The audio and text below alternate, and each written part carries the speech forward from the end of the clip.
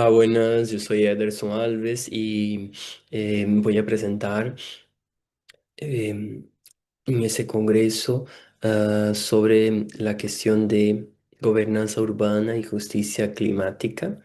Y quisiera agradecer a toda la organización del Congreso y a la Fundación Yuste por estar propiciando este ambiente y siempre estimulando a nuevos tipos de temáticas de Latinoamérica y Europa. Bueno, em,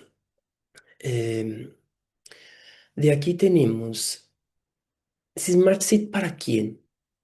Hay que pensar que existe una desigualdad multidimensional. En el último artículo mío publicado el año pasado, yo intento recompilar todas esas cuestiones. América Latina y Europa.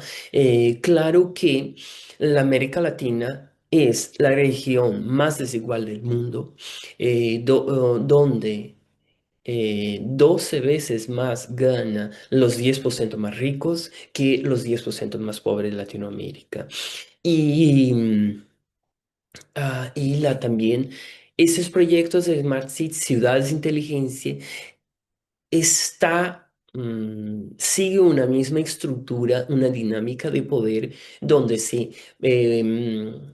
multiplica las desigualdades existentes. Y de ahí España tiene un creciente desigualdad, está aumentando las desigualdades de entre zonas y dentro de las ciudades también, pero Latinoamérica es desproporcional.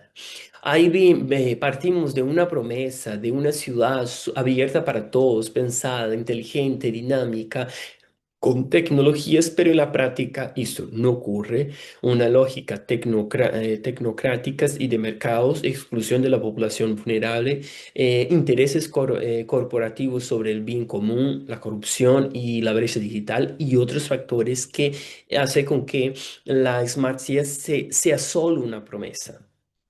Diagnóstico básicamente de tres tipos de fallos críticos: la gentrificación, la turismificación digital, la pobreza energética y la brecha digital, además de debilidad institucional y la corrupción. De ahí tenemos a la gentrificación, que convertir viviendas habitual en uso turístico genera una renta potencial óptima, pero causa un desplazamiento de la gente que vive a largo plazo aquí para los visitantes de corto plazo. De ahí hay varios estudios que confirman Airbnb, Booking y otras plataformas que proporciona o están correlacionados con la disminución de oferta, porque disminuye la oferta ya que estas casas antes que no era alquilado para alquiler turístico de corto tiempo pasa a estar ocupando. Y la otra cosa, que también esas mismas evidencias se encuentran en Latinoamérica, tanto en São Paulo como Ciudad de México o mismo Guayaquil. Cualquier otra de esas ciudades en Latinoamérica pasa por ese mismo problema. La gentrificación, la gente son llevada para más lejos, como decíamos en Brasil,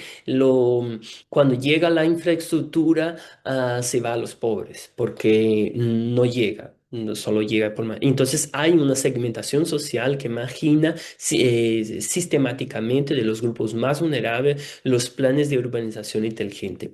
Y la pobreza energética, que en Latinoamérica no se hablaba tanto sobre la pobreza energética porque no había tanta problemas con frío, por ejemplo, extremo frío, pero acá que sufre más con el extremo frío, entonces se siente, pero en Latinoamérica ya se siente la cuestión de extremo calor y la gente o sequillas. Entonces los pobres son los que más sufren, la población más vulnerable que vive en la calle son los que más sufren con no poder pagar, no poder acceder a ciertos lujos, vamos a decir así, un ventilador y otras cosas más. Y la brecha digital, que es básicamente la gente, adultos que no pueden, que se queda excluida de esos sistemas porque no tiene acceso o no pueden tener acceso a Internet o no tienen un smartphone, en fin. Y ahí también la cuestión de género, la cuestión de los inmigrantes que algunas veces por ser inmigrantes tienen menos acceso a infraestructura o a poder adquisitivo, y ahí también dificulta eso. Pero bueno. em, la debilidad institucional que podría pasar aquí horas explicando sobre cómo el corporativo lobby, principalmente en cuestiones de vivienda, cómo los ayuntamientos o las zonas, por ejemplo, estas tipo de legislación se hace. La competencia acaba siendo básicamente del ayuntamiento, de la comunidad autónoma, y esto en España causa mucho problema porque se queda, bueno, respetamos la autonomía, pero el problema práctico es que queda cada zona con dependiendo de un tipo de normativa y otros, uno que autoriza más, otro que autoriza menos, y ahí favorece también la corrupción porque las autoridades locales pues están menos, bueno, se posibilita más por otras razones que no voy a entrar aquí al caso. Y la limitación de la participación de la población, de los ciudadanos.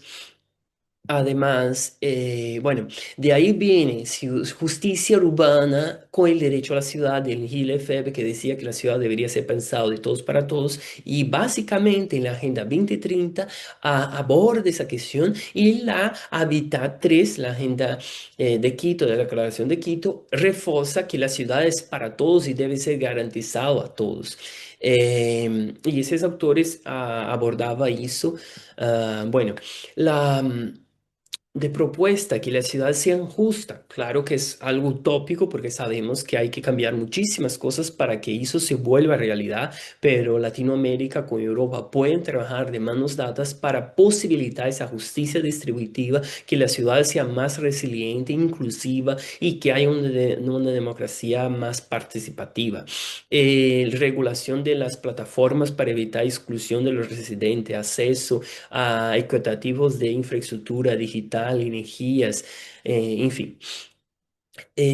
Y esa cooperación, un diagnóstico comparado, marcos normativos comparados, qué podemos llevar de legislaciones para ese país, qué técnicas que tenemos usados como aplicaciones para fiscalizar, ayudar a la gente a innovar y participar y permitir esa democracia más participativa.